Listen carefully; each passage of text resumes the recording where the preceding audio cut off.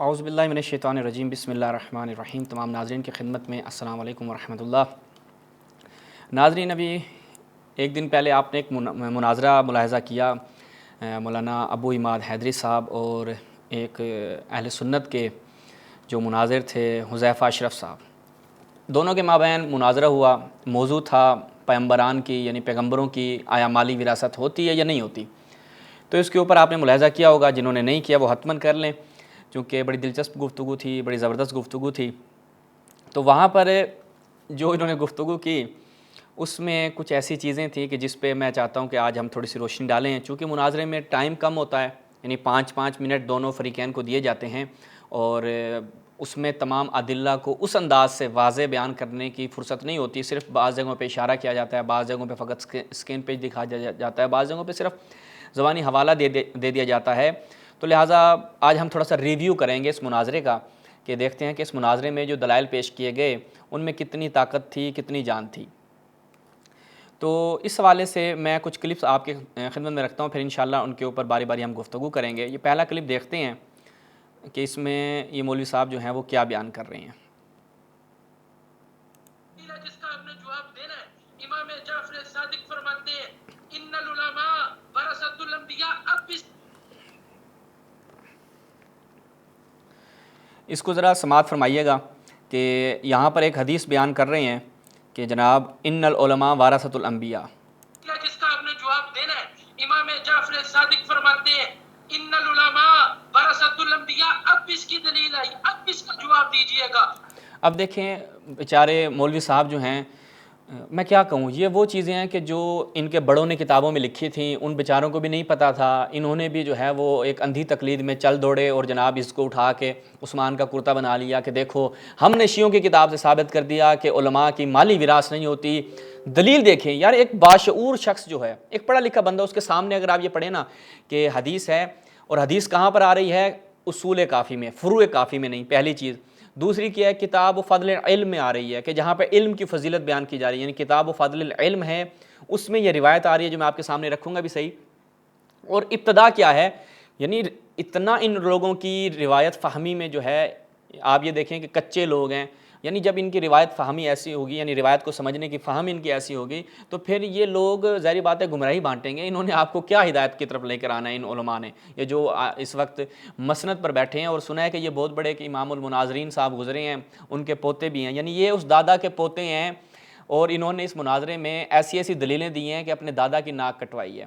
ایک وہ دادا کی پوتی تھی کہ جو جلسوں میں جا کر اپنے دادا کی فضائل بیان کرتی تھی اور اپنے دادا کا نام رکھنے کے لیے لمبی لمبی چھوڑ دی تھی، لیکن یہ موصوف نے کیا کیا اس مناظرے میں؟ یعنی یہ وہ دادا کے پوتے ہیں کہ جنہوں نے اپنے دادا کی ناک کٹوائی ہے، کہ ایسی دلیلیں پیش کر رہے ہیں کہ جو دلیل بننے کی صلاحیت نہیں رکھتی، اور اتنے شد و مد کے ساتھ اس نے کہا نا کہ بھائی جھوٹ بھی بولو نا تو ایسا بولو کہ لوگ سمجھیں میاں سچ بول رہا ہے۔ سنیں ذرا دوبارہ سے کیا کہتے ہیں جی مولوی صاحب۔ جس کا آپ نے جواب دینا ہے، امام جعفر صادق فرماتے ہیں ان العلماء ورثۃ الانبیاء۔ علماء انبیاء کے وارث ہوتے ہیں۔ اب مجھے یہ بتائیں، علماء انبیاء کے وارث ہیں، اس سے میری جو اولاد ہے، ٹھیک ہے، یعنی یہ کہاں سے نفی ہوتی ہے کہ اس کو میراث نہیں ملے گی، وہ میرے جو مالی وراثت ہوگی اس کو اس میں سے کچھ نہیں ملے گا؟ یہاں پہ نسب کی بات نہیں ہو رہی، یہاں پہ میراث معنوی کی بات ہو رہی ہے۔ یہی ابھی دادا کے پوتے کو لے لیں آپ، وہ دادا کے پوتے صاحب، آپ کو آپ کے دادا نے کہا کہ یہ بچہ میرے علمی میراث کا وارث ہے، یہ میرے بعد مناظرے کی مسند پر بیٹھے گا، آیا اس سے نفی ہو جاتی ہے کہ آپ کو آپ کے دادا سے مالی وراثت نہیں ملے گی؟ یعنی ایک انڈرسٹوڈ چیز ہے کہ علماء انبیاء کے وارث ہیں۔ اچھا اب آگے دیکھیے گا کہ آگے کا ٹکڑا کیا ہے، پڑھو بھائی مولوی صاحب کیا کہتے ہو۔ اب اس کی دلیل آئی، اب اس کا جواب دیجئے گا۔ علماء ہوتے ہیں نبی علیہ السلام کے وارث، لا یورثوا۔ اس کا ترجمہ کیجئے گا، اس کا ترجمہ کیجئے گا۔ یعنی اب دیکھیں نا کتنا جناب بیچارے زور لگا رہے ہیں کہ علماء انبیاء کے وارث ہیں، اور انبیاء ان علماء کے لیے درہم و دینار نہیں چھوڑتے۔ کیوں؟ کیونکہ وہ علماء ان کے نسبی رشتہ دار تو نہیں ہے نا، کہ علماء جو ہیں آج کے علماء جن کو انبیاء کا وارث کہا گیا ہے، کس چیز میں؟ علم کے لیے، کہ بھائی ان کے لیے علم چھوڑا ہے، اور اس میں بیٹوں کا، بچیوں کا، اس کے جو اولاد ہے ان کا تو تعلق ہی نہیں ہے۔ یعنی یہ ان لوگوں کی کیا روایت فہمی ہے، ایک آپ کسی بھی جوان جو مولوی بھی نہ ہو، جو مدرسے کا جس نے منہ بھی نہ دیکھا، اس کے سامنے اگر آپ یہ حدیث بیان کر دیں نا، وہ کہے گا بھائی اس سے اس کے تعلق نہیں ہوئے کہ آپ اس کو فٹ کر دیں وہاں پر جا کر کہ مالی وراثت نہیں ہوتی، یہ علماء اور انبیاء کی بات ہو رہی ہے۔ آگے دیکھیں جی کیا کہتے ہیں، وہ نہیں وارث بناتے دینارن، کوئی دینار، بلا درہمن، نہ کوئی درہم، نہ درہم اور دینار دونوں میں سے کسی چیز کا بھی وارث نہیں بناتے۔ تو یہ آپ نے ملاحظہ فرمایا ان مولوی صاحب نے وہاں پر بڑی شد و مت سے، یار اچھا مجھے لگا تھا کہ کوئی اب کیونکہ معاشرہ ترقی کر چکا ہے، سوشل میڈیا کا دور ہے، تحقیقات کچھ بڑھ گئی ہیں، لوگوں کی رشد ہوئی ہے، تو ممکن ہے انہوں نے اس سے ہٹ کے کوئی دلائل دیے ہوں کہ جو پہلے نہ دیے گئے ہوں، لیکن وہی پرانی باتیں، پرانی دقیانوسی چیزیں کہ جن کا کوئی تعلق نہیں ہے موضوع سے۔ انبیاء کی میراث مالی کی بات ہو رہی ہے، یہ انبیاء کی میراث مانوی کے اوپر دلیلیں لے کے آ رہے ہیں کہ انبیاء، وہ بھائی آپ بھی کہتے ہیں ہم بھی کہتے ہیں، یہ آپ کے اپنے علماء نے بھی کہا ہے، وہ میں آپ کی خدمت میں رکھوں گا کہ آپ کی اپنی کتابوں میں بھی ہے کہ علماء انبیاء کے وارث ہوتے ہیں۔ کس چیز میں؟ علم میں۔ ان کے لیے درہم و دینار نہیں چھوڑیں گے، درہم و دینار ان کے لیے نہیں چھوڑیں گے بلکہ اپنی اولاد کے لیے چھوڑیں گے۔ اگر چھوڑ کر بھی جائیں گے تو اپنی اولاد کے لیے چھوڑ کے جائیں گے، ان کے لیے تو نہیں چھوڑ کے جائیں گے۔ اس کا ہم پہلے بھی کافی دفعہ جواب دے چکے ہیں، لیکن پھر اب ظاہری بات ہے مناظرے میں دوبارہ اس کے حوالے سے بات ہوئی ہے۔ خود حدیث کو آپ دیکھیں کہ وہاں پر جو انہوں نے حدیث، یہ میں آپ کے سامنے رکھتا ہوں تاکہ یہ چیز واضح ہو جائے۔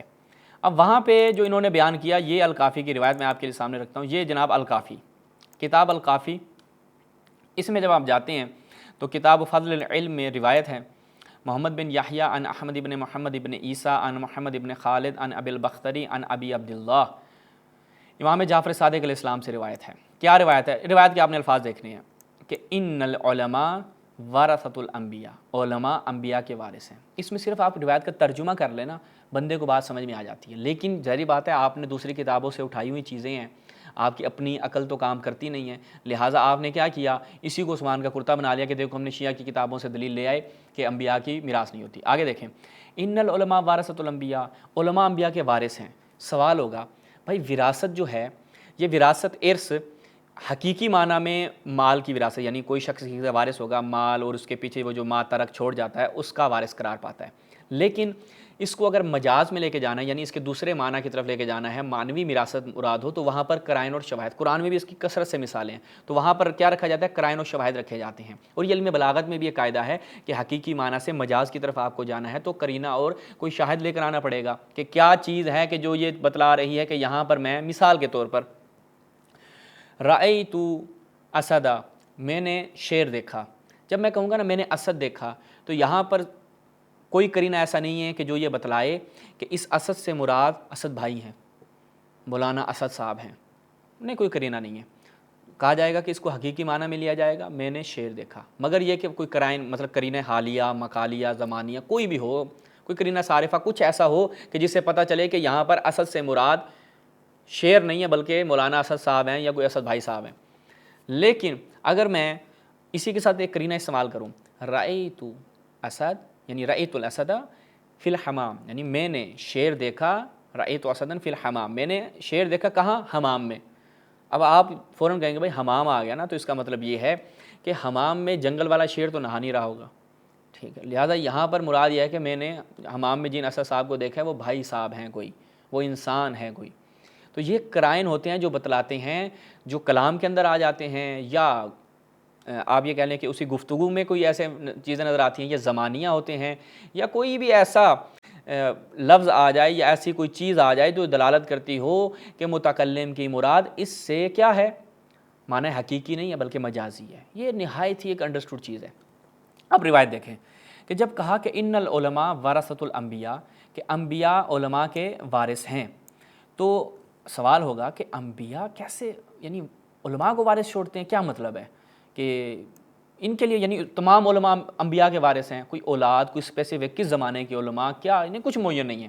تو وہ کہتے ہیں دیکھیں علماء جو چلتے آ رہے ہیں نا انبیاء کے بعد، یہ انبیاء کے وارث کس عنوان سے بنتے ہیں، وَذَاكَ، وہ کیسے وارث بنتے ہیں کہ ان الانبیاء، اس لیے کہ لم یورثوا درہما ولا دینارا، کہ انبیاء یہ نہ سوچیے گا، کیونکہ فوراً مخاطب کے ذہن میں آئے گا جس کو خطاب کیا جا رہا ہے کہ بھائی انبیاء کے وارث علماء بنتے ہیں تو لہٰذا ان کو مال ملے گا، نہیں، وہ کہتے ہیں دیکھیں انبیاء ان علماء کے لیے درہم اور دینار چھوڑ کر نہیں جاتے، وَإِنَّمَا پھر کس چیز کے؟ بھائی بتا دیں، آپ ہی بتا دیں۔ امام نے کہا دیکھو میں بتاتا ہوں، کیونکہ ایسے بیوقوف بھی ہیں جو پوری حدیثیں نہیں پڑھتے، تو اسی حدیث میں بیان ہو رہا ہے کہ وَإِنَّمَا أَوْرَثُوا أَحَادِيثَ مِنْ أَحَادِيثِهِمْ، وہ جو چیزیں وراثت میں لیتے ہیں نا، وہ ان کا کلام ہے، وہ ان کی احادیث ہیں، وہ ان کا علم ہے کہ جو علماء کو انبیاء سے ملتا ہے، علماء اس کے وارث ہوتے ہیں، لوگوں تک پہنچائیں کہ یہ انبیاء کا علم ہے۔ تو یہاں پر وراثت کا معنی جو ہے وہ یہ ہے کہ انبیاء کی جو وراثت مل رہی ہے وہ علم ہے، ان کی احادیث ہیں، وہ ان کے معارف ہیں، وہ ان کی تعلیمات ہیں، نہ کہ درہم و دینار، کیونکہ ان کے ساتھ کوئی نسبی تعلق نہیں ہے۔ یہ الکافی سے وہ جو روایت مولوی صاحب بڑے زور شور سے پڑھ رہے تھے۔ اب اسی الکافی میں اگر یہ دیکھ لیتے، اسی پہلی جلد میں اگر یہ چلے جاتے تو یہاں پر ان کو روایت مل جاتی کہ انبیاء نے وراثت چھوڑی ہے۔ روایت ملاحظہ فرمائیں جسے جناب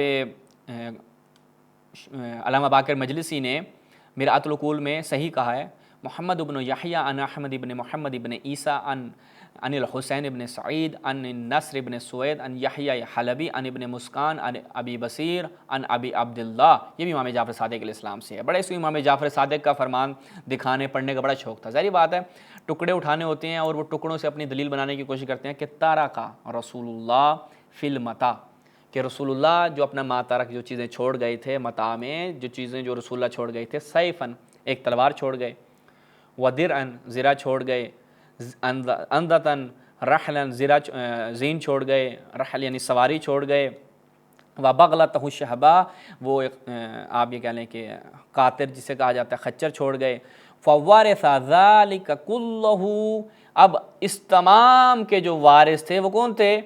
علی بن ابی طالب۔ اس تمام کے وارث کون تھے؟ امیر المؤمنین علیہ السلام، یعنی جو اپنے پیچھے اس طرح کی وراثتیں چھوڑ گئے، چونکہ امیر المؤمنین وارث ہیں، اہل سنت کے ہاں بھی یہ روایت ہیں کہ ووارثہ، ٹھیک ہے، وابن عمہ ہی، وہ ان کے چچا کے بیٹے ہیں، ووارث رسول اللہ کے وارث ہیں۔ وہ کس چیز کے وارث ہیں؟ کیا نبوت مل رہی ہے؟ آپ کہتے ہیں کہ جی انبیاء کے وارث جو ہیں، انبیاء اپنے پیچھے کیا چھوڑ کے جاتے ہیں؟ ان کی میراث ہوتی ہے وہ میراث نبوت ہوتی ہے یا علم ہوتی ہے، آپ خود بھی اس چیز کو مانتے ہیں۔ اور جب یہاں پر آتے ہیں کہ علم چھوڑ کر جاتے ہیں، لیکن جب ان حدیث پہ آتے ہیں کہ کس کے لیے علم چھوڑ کے جاتے ہیں؟ علم علماء کے لیے چھوڑ کے جاتے ہیں۔ اور یہ حدیث جو صحیح سند روایت ہے، علامہ باقر مجلسی اس کو بیان کر رہے ہیں کہ یہ کیا دلالت کر رہی ہے کہ بھائی یہاں پر مراد کیا ہے؟ مراد وہاں پر علم ہے، اور یہ رسول اللہ اپنا ترکہ چھوڑ کر جا رہے ہیں، مال جسے آپ کہتے ہیں، مال سے مراد صرف پیسہ نہیں ہوتا، مال و متاع، وہ چیزیں جو رسول اللہ چھوڑ کر گئے ہیں وہ یہ ہیں۔ تو یہاں سے یہ چیز بھی ان بھائی صاحب کو بالکل اس چیز کا اندازہ نہیں تھا کہ اس طریقے کا کوئی سوال آ جائے گا سامنے سے۔ اور عماد بھائی نے وہاں پر مناظرے میں آپ دیکھیں کہ بخاری سے بھی پیش کیا کہ انگوٹھی وہ جناب آپ لوگوں کو وراثت میں مل گئی، وہ آپ کبھی ابو بکر صاحب پہن رہے ہیں، کبھی عمر صاحب پہن رہے ہیں، پھر حضرت عثمان کے پاس پہنچتی ہے، وہ اس کو ضائع کر دیتے ہیں، وہ ان سے گم ہو جاتی ہے، جہاں پر بھی اس کو گم کر دیتے ہیں یا ضائع کر دیتے ہیں، جو بھی کرتے ہیں، تو یہ ان کو چیزیں پہنچ رہی ہیں۔ تو آپ کہتے ہیں جب میراث مطلقاً نہیں ہوتی، چیزیں وراثت میں مطلقاً نہیں پہنچتی، تو یہ ساری چیزیں کیسے پہنچ رہی ہیں؟ جو کچھ چھوڑ کے جاتے ہیں صدقہ، جو کچھ بھی آپ کہتے ہیں جو کچھ بھی چھوڑ کر جاتے ہیں، لا نورث ما ترکنا صدقہ، ما ترک ہمارا کیا ہوتا ہے؟ صدقہ ہوتا ہے۔ تو وہ صدقہ جو ہے وہ آپ یہاں پر امیر المومنین کو مل رہا ہے، وہاں پر حضرت ابوبکر عمر عثمان کو مل رہا ہے۔ بھائی اگر عموم مسلمین کے لیے ہے تو پھر ان افراد کو اسپیسیفکلی کیوں مل رہا ہے؟ جبکہ ہمارے ہاں روایات میں ہے کہ جو رسول اللہ نے ترکہ چھوڑا اس میں سے یہ چیزیں تھیں، گھوڑا تھا، تلوار تھی، زرہ تھی، زین تھی، خچر تھا، یہ امیر المومنین کو ملا رسول اللہ کی سے بطور ارث۔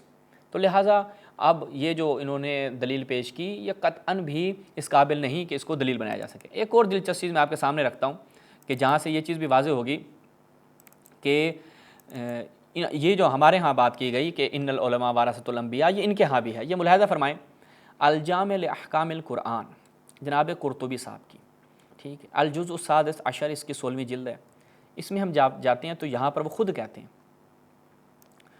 وہ کہتے ہیں کہ وَهَذَا نَحْوُ قَوْلِ الْعُلَمَاء وَرَثَةُ الْأَنْبِيَاء، یہ جو میراثت کی بات ہو رہی ہے یہ ایسے ہی جیسے علماء انبیاء کے وارث ہوتے ہیں۔ اب یہاں پر یہ آپ کے ہاں بھی روایت پائی جاتی ہے کہ علماء انبیاء کے وارث ہوتے ہیں۔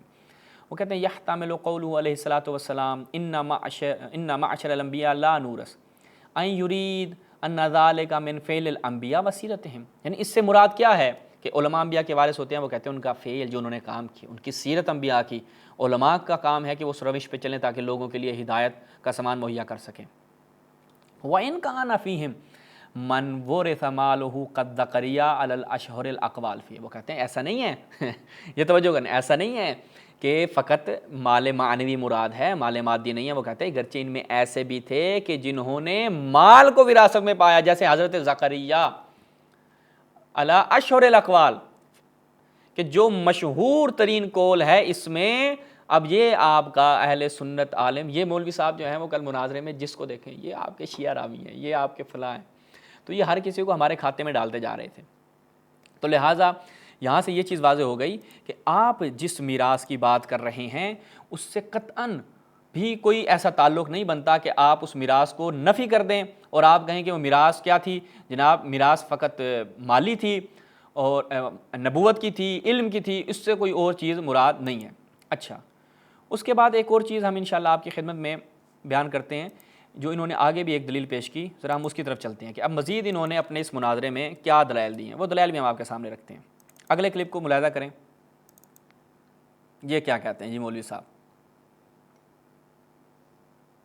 کہ آپ کے پاس میرے دلیل کا جواب نہیں ہے، پھر آپ نے جناب آسیمن قادرن والی روایت پڑھی، کس حساب سے آپ پڑھ سکتے ہیں جناب؟ اور دوسرا اس کی سند تو پڑھیے، اس کی سند میں جو راوی ہے اس کو آپ کے گھر تک چھوڑ کے آئیں گے، اس کی سند کے راوی شیعہ ہیں. دیکھیں اب صحیح مسلم کی روایت کے جس کے متعلق ان کے اپنے ہی علماء نے اعتراف کیا کہ ہمارے یعنی مسلم کی روایات ہوں چاہے بخاری کی روایات ہوں، وہ ساری کی ساری کیا ہیں، صحیح ہیں، ان میں کسی قسم کے رجال میں کوئی سکم نہیں ہے جو اس یعنی آپ کہہ لیں کہ چین میں آ جائیں، ان میں کوئی بھی اعتراض نہیں کیا جا سکتا، ان میں کسی قسم کا کوئی بھی مسئلہ نہیں ہے. لیکن ہمارے یہ مولانا صاحب جو ہیں وہ کیا کرتے ہیں، یہ کہتے ہیں کہ نہیں جی کیونکہ یہ مسلم کی روایت ہے لہٰذا اس میں آپ دیکھیں کہ شیعہ راوی موجود ہیں، جب شیعہ راوی موجود ہیں تو ہم گھر تک چھوڑ کر آئیں گے. شیعہ اب اس سے مولوی صاحب سے کوئی پوچھے، مولوی صاحب ذرا یہ بتائیں کہ کیا شیعہ راوی ہونا، پہلا سوال تو ہمارا یہ ہے، کیا شیعہ راوی جر ہے؟ کیا یہ جر کا سبب بنتا ہے کہ آپ اس کے اوپر جر کر رہے ہیں کہ جناب کیونکہ اس میں شیعہ راوی پائے جاتے ہیں تو لہٰذا یہ روایت قابل قبول نہیں ہے؟ یہ میں آپ کے سامنے رکھتا ہوں کیونکہ یہ اپنے ان شخصیت کو بڑا مانتے ہیں. یہ ملاحظہ فرمائے فتاوی رضویہ امام احمد رضا بریلوی، ٹھیک ہے، اس میں جب ہم جاتے ہیں جلد نمبر 5، یہاں پہ دیکھیں وہ کہتے ہیں پہلی چیز یہ ہے، یہ بھی شرم نہ آئی کہ یہ محمد بن فضیل صحیح بخاری و صحیح مسلم کے رجال سے ہے. تو پس جب کوئی راوی صحیح مسلم، کیونکہ دیکھیں نا اوپر انہوں نے کہا کہ جناب محمد بن فضیل کے سبب ضعیف کیا گیا، لطیفہ اول ہے یہ، ٹھیک ہے، لطیفہ اول کیا ہے کہ صحیح مسلم کے راوی کو انہوں نے کیا کہا، انہوں نے کہا کہ جناب یہ ضعیف ہے. تو احمد رضا بریلوی صاحب کہتے ہیں کہ جناب دیکھیں آپ کو پتہ نہیں ہے، یہ آپ کو بھی شرم نہیں آئی، یعنی مولوی صاحب کو شرم نہیں آئی کہ یہ کیا کر رہے ہیں. یہ ملاحظہ فرمائے دوبارہ اس کلپ کو، یہ کیا کہتے ہیں سنیے ذرا. اس کو آپ کے گھر تک چھوڑ کے آئیں گے، آسیمن قادرن والی روایت پڑھی، کس حساب سے آپ پڑھ سکتے ہیں جناب؟ اور دوسرا اس کی سند تو پڑھیے، اس کی سند میں جو راوی ہے اس کو آپ کے گھر تک چھوڑ کے آئیں گے، اس کی سند کے راوی شیعہ ہیں. پہلی چیز ہے شیعہ راوی کوئی جر نہیں ہے کہ بھائی راوی شیعہ ہے. آپ کی بخاری مسلم شیعہ راویوں سے بھری پڑی ہے. اور ہم ابھی رکھیں گے آپ کے سامنے، شمس الدین ذہبی صاحب نے بیان کیا کہ اگر فقط یہی کہہ کے کہ یہ راوی شیعہ ہے ہم روایات کو سائڈ پہ لگائیں تو کیا ہوگا، ہمارے پاس احادیث ہی نہیں بچیں گی، ہمارے پاس تو ککھ نہیں بچے گا. ابھی میں آپ کے سامنے رکھتا ہوں میزان الاعتدال سے ان کا یہ قول، تاکہ یہ چیز واضح ہو جائے. یہ ملاحظہ فرمائیں، یہ میزان الاعتدال جب ہم اس میں جاتے ہیں تو فی نقد الرجال وہ کہتے ہیں کہ بدعت کی 2 قسمیں ہیں، ٹھیک ہے، بدعت کی 2 قسمیں ہیں. پہلی بدعت صغرا، پہلی قسم کیا ہے، بدعت صغرا ہوتی ہے، ٹھیک ہے، کا غلو التشیع یعنی تشیع میں غلو کرنا، او کا تشیع. اور ایک ہوتی ہے کہ جس میں آپ کہیں کہ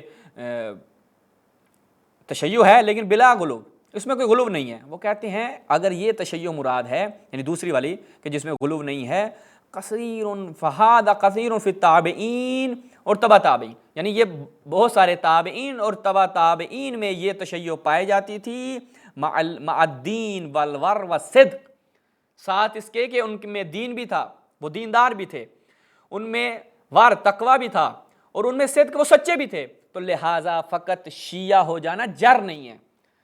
یہ مولوی صاحب کو یعنی علم رجال اور علم حدیث کی مبادیات کا علم نہیں ہے، اور اتنے بڑے مناظر بنے پھرتے ہیں۔ وہ کہتے ہیں کہ فلو ردہ، اگر ہم اسی طریقے سے حدیث و ہا اولا، اگر ہم اسی طریقے سے احادیث کو سائڈ پہ لگاتے جائیں، جیسے کہتے ہیں ہم گھر تک چھوڑ کر آئیں گے، تو آپ اپنی مسلم کو بھی گھر تک چھوڑ کر آئیں، باہر نہ نکالیں اس مسلم کو، اس بخاری کو بھی آپ باہر نہ نکالیں۔ کیوں؟ کیونکہ اس میں تو شیعہ راوی بھرے پڑے ہیں بخاری مسلم کے اوپر۔ پھر آپ کیا کریں؟ رام رام ستیہ کر دیں، اس کا دفنا دیں ان کو، یا ان کی چیتا کو آگ لگائیں کیونکہ ان کا اور تو کچھ رہ نہیں گیا، کیونکہ بخاری مسلم میں شیعہ راوی بھرے پڑے ہیں۔ وہ کہتے ہیں اگر ہم اس طریقے سے روایات کو سائڈ پہ لگائیں کہ بھائی یہ راوی شیعہ ہے، تو وہ کہتے ہیں آثار نبویہ چلے جائیں گے سارے۔ وہ کہتے ہیں وَهَذِهِ مَفْسَدَةٌ بَيِّنَةٌ، اور یہ واضح مفسدہ ہے۔ یہ مولوی صاحب جو خود مفسدہ ہیں، مولوی صاحب یہ پڑھیں، اپنے اکابرین کو پڑھیں، اپنے علماء کو پڑھیں، رجال کی مبادیات کو پڑھیں، تاکہ ان کو سمجھ میں آئے کہ بھائی اگر آپ فقط شیعہ ہونے کی وجہ سے جر کر دیں اور کہیں کہ جناب یہاں پر کیا ہے، شیعہ راوی تھا، تو لہٰذا اس کو ہم سائڈ پہ لگا دیں گے، تو یہ تو آپ کے ہاں بہت سے ایسے راوی تھے کہ جو شیعہ تھے، تو لہٰذا آپ کے ہاں کچھ بھی نہیں بچتا۔ تو اس کے علاوہ ہم دیکھتے ہیں کہ یہی روایت ہمیں مختلف کتابوں میں ملتی ہے۔ یہ ملاحظہ فرمائیں، یہ صحیح مسلم سے تو آپ دیکھ چکے ہیں، یہ ملاحظہ فرمائیں صحیح ہے ابن حبان، شعیب ارناؤت کی تحقیق کے ساتھ، یعنی جو علم رجال علم حدیث جنہوں نے پڑھ رکھا ہے وہ عقل مند ہے۔ اور بخاری مسلم میں احمد رضا خان بریلوی صاحب کے سے دکھا چکا ہوں کہ مسلم کا راوی سے ضعیف کہہ رہے ہو تمہارے اندر عقل نہیں ہے، شیعہ کہہ کے جر کر رہے ہو۔ وہ پہلے اپنے اکابرین کو پڑھو، اپنے بابوں کو پڑھو تاکہ تمہیں عقل آئے۔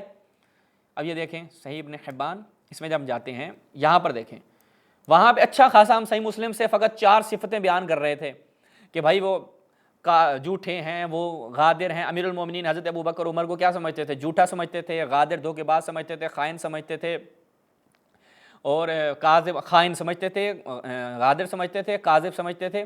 یہاں پر تم نے اور مزید بڑھوا لیا، کیا کہ انتما تدعمان انہ کان فیہا ظالما فاجرا، کہ تم کیا ہو؟ ظالم اور فاجر ہو، ٹھیک ہے؟ تو لہذا یہ تم نے اپنی طرف سے، اور یہ آگے دیکھیں حدیث صحیح، یہ حدیث کیا ہے؟ صحیح ہے، اور اس کے راوی سارے ثقہ ہیں، شیخین کی شرط پر ہیں۔ وہ کہتے ہیں عقل نہیں تو مجھے۔ پھر دوبارہ دیکھیں المصنف عبد الرزاق کی، اس میں جب ہم جاتے ہیں تو یہاں پر اسی روایت کو نقل کرتے ہیں اور کہتے ہیں کہ تم دونوں اے عباس اور اے علی، تم دونوں یہ گمان کرتے تھے کہ کیا کہ ابو بکر اور میں کیا ہیں؟ ظالم ہیں، فاجر ہیں۔ یہاں پر بھی آگے بڑھتے ہیں، السنن الکبریٰ بیہقی کی، اس میں جاتے ہیں جب، تو یہاں پر ملاحظہ فرمائیں روایت کو بڑا تفصیل سے بیان کرنے کے بعد آگے کیا بیان کرتے ہیں؟ فرأیتماہ، یہاں پر بھی کیا ہے کہ رواہ مسلم فی الصحیح، کہ مسلم نے اس کو روایت کیا اپنی صحیح میں عن عبداللہ ابن محمد سے، اور اس کو بخاری نے روایت نقل کیا ہے اپنی کتاب میں کہ تم دونوں کاذباً آثماً غادراً خائناً سمجھتے تھے۔ تو لہٰذا ان بیچاروں کو یہ پھر آگے بخاری کی روایت نقل کرتے ہیں کہ یہ انتم تدعون انہ فیہا ظالم، انتم تدعون انی فیہا ظالم، یعنی یہ آگے خود سنن کبریٰ والے جناب روایت نقل کرتے ہیں، اگرچہ بخاری میں تحریفات ہیں لیکن یہ آ کر یہاں پر واضح بیان کرتے ہیں۔ اس کے بعد دیکھیں سنن ابی داؤد شعیب ارناؤت صاحب کی تحقیق کے ساتھ، اس میں جب آتے ہیں تو یہاں پر روایت کو نقل کرتے ہیں، اسی روایت کو نقل کرتے ہیں، ٹھیک ہے، اور یعنی روایت صحیح ہے کہ واللہ یعلم، کہ تم دونوں جو ہے وہ ابو بکر کو عمر کو یہ سمجھتے تھے، یہاں پر وہ کیونکہ بخاری کی روش کو اپناتے ہوئے کاذباً غادراً آثماً کے الفاظ کو نکال گئے۔ کہتے ہیں کہ فقال ابو، توجہ کیجیے گا، فقال ابو بکر قال رسول اللہ نور ما ترکنا صدقہ، یہاں سے جو ما ترکنا صدقہ کے بعد تھا نا کہ فرأیتمانی، جب ابو بکر نے یہ حدیث بیان کی، اے علی اور اے عباس، تم نے اسے جھوٹا، کاذب، غادر، آثم، خائن سمجھا، لیکن توجہ یہ کرنی ہے کہ واللہ، خدا کی قسم، یعلم انہ لصادق بار راشد تابع للحق، بھائی یہ جو آپ کہہ رہے ہیں پہلے تو یہ ثابت کریں، یعنی وہ سچا تھا۔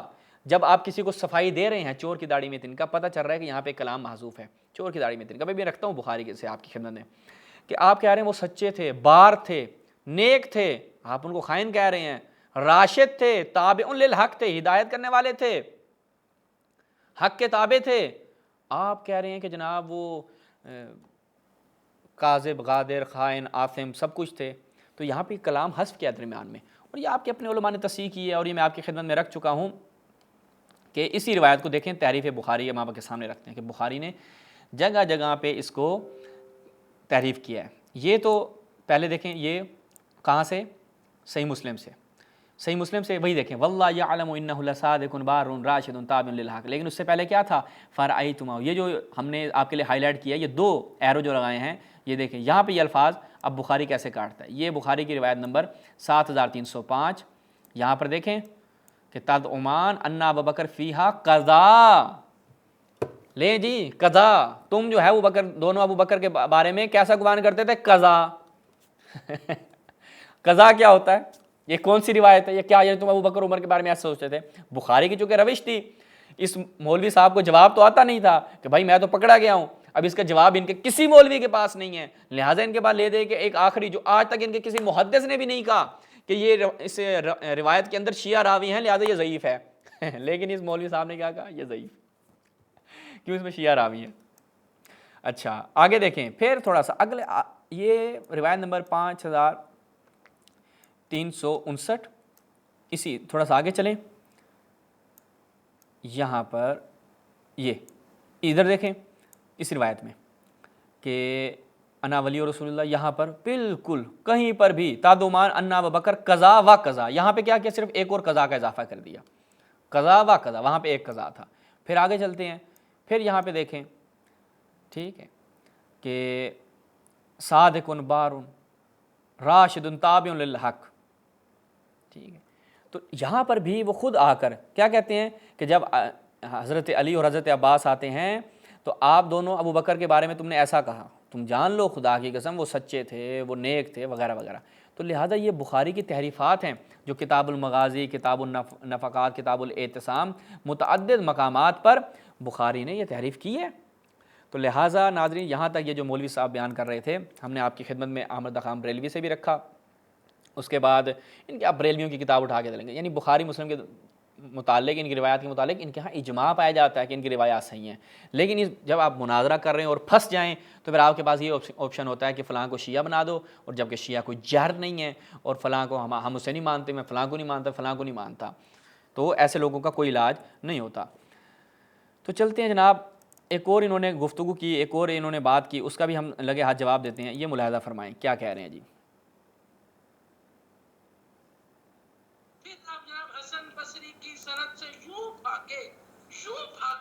حسن بصری والے قول کی سند کہاں ہے؟ ہمیں کہو، ہم امام حسن بصری کا عقیدہ پڑھتے ہیں۔ اب یہ حسن بصری کا عقیدہ ہم پڑھتے ہیں جناب، میں آپ کی کتابوں سے دکھاؤں گا، یا تو وہ جھوٹے کلیئر کروں گا، میں سارے آج آپ کے اپنے علماء جن جھوٹوں سے آپ دین لے رہے ہیں، میں سارے انشاءاللہ آج آپ کے عقیدے کے مطابق جھوٹے ثابت کر کے جاؤں گا، حسن بصری کا مذہب بتا کے جاؤں گا کہ حسن بصری کا مذہب کیا تھا۔ سامنے تفسیر تبری موجود ہے، اس میں باسند یہ قول موجود ہے، امام حسن بصری فرماتے ہیں عن قتادہ عن الحسن فی قوله جارسنی و جارس من نار یعقوب قالوا النبوة وعلمه، اس سے مراد نبوت اور علم ہے۔ ہاں، اس سے مراد نبوت اور علم حسن بصری صاحب نے کہا۔ اب دیکھتے ہیں ناظرین کیا واقعاً اس سے نبوت اور علم مراد ہے؟ حسن بصری صاحب کا یہ عقیدہ تھا، اور ان کے اپنے علماء نے جو یہاں پر اس کے حوالے سے بیان کیا ہے وہ میں انشاءاللہ آپ کی خدمت میں رکھتا ہوں تاکہ یہ چیز واضح ہو۔ یہ ملاحظہ فرمائیں تفسیر طبری، جب ہم تفسیر طبری میں جاتے ہیں تو اس تفسیر طبری میں مختلف روایات متعدد اسناد کے ساتھ آئی ہیں۔ یہ دیکھیں، ان ابی صالح قولہ یارثنی و یارث من آل یعقوب یقول یارث مالی، یہاں پر کیا ہے؟ ارث مالی، و یارث من آل یعقوب النبوہ، یعنی مالی نبوت بھی ہے، اور کہ مجھ سے مال کو وراثت میں پائیں گے، آل یعقوب سے نبوت کو۔ آگے دیکھیں پھر ایک اور سند کا مجاہد یزید اسماعیل ان ابی صالح یارث مالی۔ ایک اگلی روایت دیکھیں، حدثنی یعقوب حشیم اسماعیل بن ابی خالد ابی صالح فی قولہ، کیا کہتے ہیں؟ یارثنی مالی، ٹھیک ہے۔ اس کے بعد اگلی روایت دیکھیں، 2 جو ہم نے آپ کے لیے یہاں پر انڈر لائن کی ہیں، یہ بھی کیا حسن سے کہ رسول اللہ نے فرمایا کہ رحم اللہ اخی زکریا ما کان علیہ من ورثۃ مالہ حین یقول، یہاں پر بھی کیا ہے؟ مال کی بات ہو رہی ہے۔ اس کے بعد نیچے والی روایت دیکھیں کہ بشر یزید سعید قتادہ، تو یہاں پر بھی کیا ہے؟ رحم اللہ زکریا ما کان علیہ من ورثتہ، تو یہاں پر جتنی بھی اسناد آئی ہیں وہاں پر تفسیر طبری میں آپ تفسیر طبری کا حوالہ دے رہے تھے، تو ساری روایات پڑھنی چاہیے آپ کو، فقط ایک ٹکڑا پڑھ کے آپ کہتے ہیں کہ جناب یہاں پر کیا ہے مراد، یہ کیا لیا گیا جناب، یہاں پر مراد فقط نبوت ہے، اس سے مالی مراد بالکل نہیں ہے۔ ابھی میں انہی کے اپنے علماء کی زبانیں بھی آپ کی خدمت میں رکھتا ہوں تاکہ مزید واضح ہو جائے۔ اچھا جی، سب سے پہلے ملاحظہ فرمائیں احکام القرآن جناب جساس، احکام القرآن جناب جساس، اب ایک ایک کر کے جناب یہ اپنے علماء کو انشاءاللہ رد کریں گے اور سب کو جھوٹا ثابت کریں گے۔ وہ کہتے ہیں کہ دیکھیں ابی صالح سے اسی کی طرح ذکر کیا گیا، اور ابن عباس کیا کہتے تھے کہ انہ یارث المال، یہاں پر ارث مالی مراد ہے۔ اچھا اب آگے چلتے ہیں، یہ آپ گنتے جائیے گا کہ جو آپ کے اپنے علماء نے یہ بیان کیا ہے۔ اس کے بعد جناب نحاس صاحب، ابو جعفر نحاس اعراب القرآن میں کیا بیان کرتے ہیں، متوفہ ان کا 338 ہجری ہے۔ یہاں پر کہتے ہیں کہ دیکھیں جی یہ جو کہا نا کہ یارثنی و یارث من آل یعقوب، وہ کہتے ہیں فاما معنی، اس کا معنی کیا ہے؟ اگر صفحہ نشون بدید فللعلماء، علماء کے لیے فیہ ثلاثۃ اجوبہ قیلا ہی وارثۃ النبوہ، ٹھیک ہے، وہ کہتے ہیں یہاں پہ ایک قول یہ ہے کہ نبوت میراث یعنی وراثت نبوت ملے گی، ایک ہے ہیا وراثت و حکمت ہے، ایک قیل کہتے ہیں وراثت و مال، تین قول ہیں اس کے بارے میں۔ اچھا فاما قولہم، جہاں تک یہ قول ہے کہ وراثت نبوت کیا ہے جی، محال ہے، ٹھیک ہے، لأن النبوۃ لا تورث، یہ توجہ کرنے والی چیز ہے کہ نبوت ارث میں نہیں جاتی، میراثی نہیں ہے کہ ایک چیز جو ہے اس کو میراث میں مل جائے گی، نبوت جو ہے وہ میراث میں مل جائے گی۔ وہ کہتے ہیں لو کانت تورث، اگر یہ چیز میراث میں ملتی، نبوت ملتی، الناس کلہم ینسبون الی نوح، وہ کہتے ہیں تو پس تمام لوگ جو ہیں وہ منسوب ہیں حضرت نوح کے ساتھ، وہ نبی مرسل، اور وہ نبی اور مرسل ہیں، یعنی نبی تھے مرسل تھے، تو پس آپ کو مان لینا چاہیے۔ وہ کہتے ہیں اما وراثت المال فلا یمتنع، وہ کہتے ہیں یہ اس میں ممانعت نہیں ہے، وَإِن كَانَ قَوْمٌ قَدْ أَنكَرُوهُ، وہ کہتے ہیں اگرچہ کہ یہ چیز ممتنع نہیں ہے، فلا یمتنع، اس کا یعنی اس میں امتناع نہیں پایا جاتا، وَإِن كَانَ قَوْمٌ قَدْ أَنكَرُوهُ، کہ اگرچہ ایک ایسی قوم ہے جو اس کا انکار کرتی ہے، فَهَذَا لَا حُجَّةَ فِيهِ، لیکن اس میں کوئی ایسی دلیل نہیں ہے جو اس کا انکار کرتی ہے کہ اس سے مراد مال نہیں ہو سکتا۔ ایک قوم ہے جو مال کا انکار کرتی ہے، لیکن وہ کہتے ہیں اس میں کوئی بھی حجت دلیل نہیں ہے، یہ آپ کے اپنے مفسر قرآن۔ اس کے بعد ایک اور کتاب ملاحظہ فرمائیں، الاحادیث المشکلہ الواردہ فی تفسیر القرآن الکریم، احمد بن عبدالعزیز کی، جب ہم اس میں جاتے ہیں دار ابن جوزی کی یہ چاپ کے ساتھ، وہ کہتے ہیں کہ مفسرین ہیں کہ جنہوں نے کیا کیا ہے، فسر الآیات بإرث المال للنبوہ، کہ جنہوں نے آیات کی تفسیر کی ہے ارث مال، یعنی یہاں پر مراد کیا ہے، ارث مالی ہے، نبوت میراث نہیں ہے۔ اچھا وہ کہتے ہیں کہ جنہوں نے اس قول کو اختیار کیا ہے کون ہے، ابن عباس، ابن عباس کا یہی نظریہ تھا، ابو صالح جسے ہم تفسیر طبری سے روایت دکھا چکے ہیں، اکرمہ، ضحاک، حسن بصری، حسن بصری کا بھی کیا ہے، یہی نظریہ ہے۔ اب آپ کے اپنے علماء جو اس چیز کا اعتراف کر رہے ہیں یہ سب جھوٹے ہیں، کاذب ہیں۔ امام علی آپ کے پہلے خلیفہ اور دوسرے خلیفہ کو کاذباً غادرن سمجھتے تھے، آپ اپنے علماء کو کاذباً غادرن سمجھتے ہیں کہ جنہوں نے جھوٹ بولا، جنہوں نے تہمتیں لگائیں۔ اگر آپ کہتے ہیں کہ حسن بصری کا عقیدہ یہ تھا تو آئیں بسم اللہ اپنے علماء کو جھوٹا بولیں، سارے آپ کے مفسرین جھوٹے، آپ کے پاس پیچھے کیا بچ جائے گا، کچھ بھی نہیں۔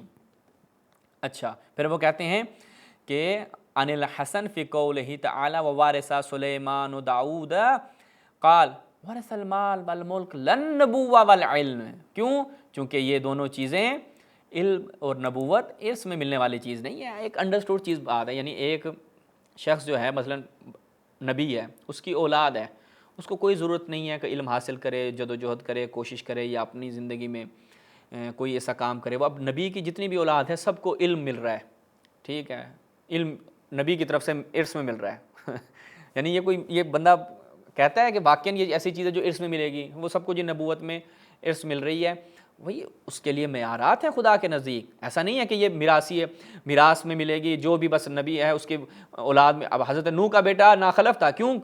اس کے اندر وہ معیارات نہیں پائے جاتے تھے کہ نبوت اس کو ارث میں ملے، نبوت اس تک پہنچے، تو لہٰذا اگر فقط یہ قاعدہ کلی بنا لیا جائے کہ نبوت ارث میں ہی ملتی ہے، وہ چاہے جیسا کیسا بھی ہو، نہیں، ایسا معیار بالکل بھی نہیں ہے، بلکہ خدا کے نزدیک کوئی معیار ہے، اس معیار کو دیکھا جاتا ہے اور پھر نبوت وہاں پر منتقل ہوتی ہے۔ اور اس چیز سے یہ نفی نہیں ہوتی کہ اثبات الشیء نفی ما ادا نہیں کرتی، یہ ایک عام عقلی منطقی قاعدہ ہے جو ان مولوی صاحب کو بھی پتہ نہیں تھا۔